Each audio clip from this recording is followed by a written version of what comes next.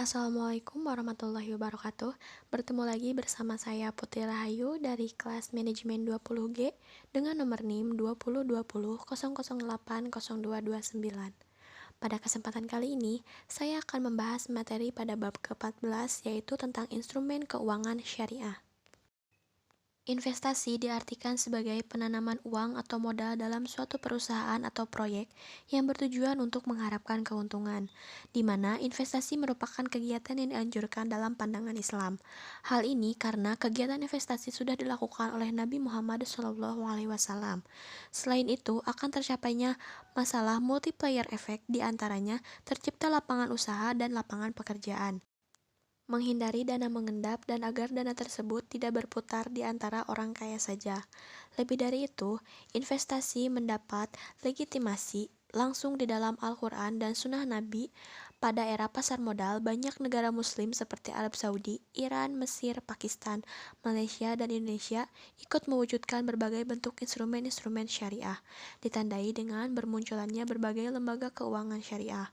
Lembaga tersebut menerbitkan instrumen keuangan berbasis syariah berupa saham syariah, reksadana syariah, dan obligasi syariah. Saham syariah jika didefinisikan adalah surat berharga, bukti penyertaan modal kepada perusahaan, dan dengan bukti penyertaan tersebut, pemegang saham berhak untuk mendapatkan bagian hasil dari usaha perusahaan tersebut. Reksadana syariah adalah reksadana yang beroperasi menurut ketentuan dan prinsip syariah Islam, baik dalam bentuk akad antara pemodal sebagai pemilik harta atau sahibul mal atau rob al-mal dengan manajer investasi sebagai wakil sahibul mal, maupun antara manajemen investasi sebagai wakil sahibul mal dengan menggunakan investasi.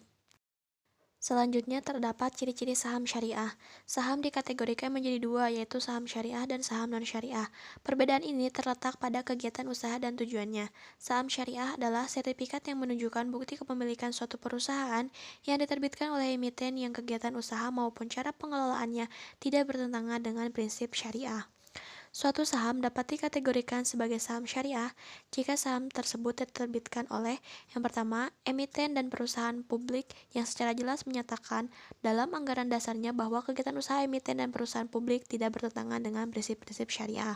Yang kedua, emiten dan perusahaan publik yang tidak menyatakan dalam anggaran dasarnya bahwa kegiatan usaha emiten dan perusahaan publik tidak bertentangan dengan prinsip-prinsip syariah. Saham syariah adalah instrumen atau surat berharga yang diperdagangkan di bursa efek syariah berbentuk penyertaan modal, kepemilikan, atau saham dan suku. Jenis-jenis saham syariah. Saham dapat dibedakan menjadi dua jenis, yaitu saham biasa atau common stock dan saham preferred atau preferred stock. Saham syariah memiliki keuntungan dan risiko yang harus dihadapi oleh investor. Dari segi keuntungan saham syariah, yang pertama yaitu dividen merupakan keuntungan perusahaan yang dibagikan kepada pemegang saham. Jumlah dividen yang dibagikan dan diusulkan oleh dewan direksi serta disetujui di dalam rapat umum pemegang saham. Jenis dividen ini dibedakan menjadi dua, yaitu dividen tunai dan dividen saham. Yang kedua terdapat capital gain, merupakan keuntungan yang diperoleh investor dari selisih harga jual saham dengan harga belinya yang dilakukan oleh para investor itu sendiri. Reksadana syariah sebagai salah satu alat investasi mempunyai kejelasan bentuk kerjasama dan pengawasan yang sangat kuat. Mekanisme kerja dalam reksadana syariah juga setidaknya melibatkan tiga pihak, meliputi fund manager, bank kustodian, serta pelaku perantara. Ciri-ciri reksadana syariah. Ciri tersendiri pada produk reksadana syariah yakni adanya proses cleansing atau membersihkan pendapatan yang diperoleh dengan cara membayar zakat, bukan merupakan instrumen yang menghasilkan riba. Reksadana syariah setidaknya mempunyai ciri-ciri meliputi: yang pertama, mempunyai dewan syariah yang bertugas memberikan arahan kegiatan fund manager. Yang kedua, hubungan antara investor dan perusahaan didasarkan pada sistem mudharabah, di mana investor merupakan pihak yang memberikan modal dan fund manager merupakan pengelola dana. Yang ketiga, kegiatan usahanya atau investasinya diarahkan pada hal-hal yang tidak bertentangan dengan syariah Islam. Jenis-jenis reksadana syariah. Yang pertama, reksadana pasar uang atau money market fund. Yang kedua, reksadana pendapatan tetap atau fixed income fund. Yang ketiga, reksadana saham atau equity fund. Dan yang keempat, reksadana campuran atau mixed fund. Ada beberapa manfaat yang diperoleh yang dapat diambil oleh investor apabila berinvestasi pada reksadana. Yang pertama, dapat mendiversifikasi portofolio secara cepat atau instant diversification. Yang kedua, keluasan untuk menukarkan ke jenis portofolio investasi lainnya dalam satu grup reksadana atau diperjualbelikan pada penerbitnya pada nilai aset bersihnya setiap saat. Yang ketiga, kecepatan dalam proses penjualan dan pembelian. Yang keempat, manajemen profesional yang mendapatkan izin otoritas bursa. Yang kelima, banyaknya pilihan dari beragamnya investasi usaha reksadana yang kini mulai tumbuh pesat. Yang keenam, peningkatan buying power melalui reksadana buying power meningkat dibanding investasi secara individu dan lain-lain.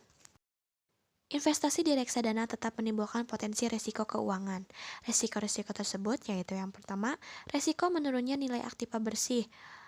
Risiko ini dipengaruhi oleh turunnya harga dari efek yang menjadi bagian dari portofolio reksadana di bursa yang mengakibatkan menurunnya nilai unit. Yang kedua, risiko likuiditas. Risiko ini menyangkut kesulitan yang dihadapi oleh manajer investasi jika sebagian besar pemegang unit melakukan penjualan kembali atas unit-unit yang dipegangnya. Yang ketiga, risiko pasar. Risiko pasar adalah situasi ketika harga instrumen investasi mengalami penurunan yang disebabkan oleh menurunnya kinerja pasar saham atau pasar obligasi secara drastis. Yang keempat, risiko once prestasi. Risiko ini merupakan risiko terburuk di mana risiko ini dapat timbul ketika perusahaan asuransi yang mengasuransikan kekayaan reksadana tidak segera mengganti rugi atau membayar lebih rendah dari nilai pertanggungan saat terjadi hal-hal yang tidak diinginkan seperti uang prestasi dari pihak-pihak yang terkait dengan reksadana, pialang, bank kustodian, agen pembayaran, atau bencana alam yang dapat menyebabkan penurunan NAB atau nilai aktiva bersih reksadana syariah. Yang terakhir yaitu risiko default. Jenis resiko default ini merupakan kategori resiko yang paling fatal. Resiko default terjadi misalnya jika pihak manajer investasi membeli obligasi yang emitennya mengalami kesulitan keuangan sehingga tidak mampu membayar keuntungan atau pokok obligasi tersebut. Dan yang terakhir ada obligasi syariah, yakni surat berharga jangka panjang berdasarkan prinsip syariah yang dikeluarkan oleh emiten kepada pemegang obligasi syariah yang mewajibkan emiten untuk membayar pendapatan kepada pemegang obligasi syariah berupa bagi hasil atau margin atau fee, serta membayar kembali dana obligasi pada saat jatuh tempo. Mungkin hanya sekian materi yang dapat saya sampaikan pada kesempatan kali ini. Kurang lebihnya mohon dimaafkan. Terima kasih. Wassalamualaikum warahmatullahi wabarakatuh.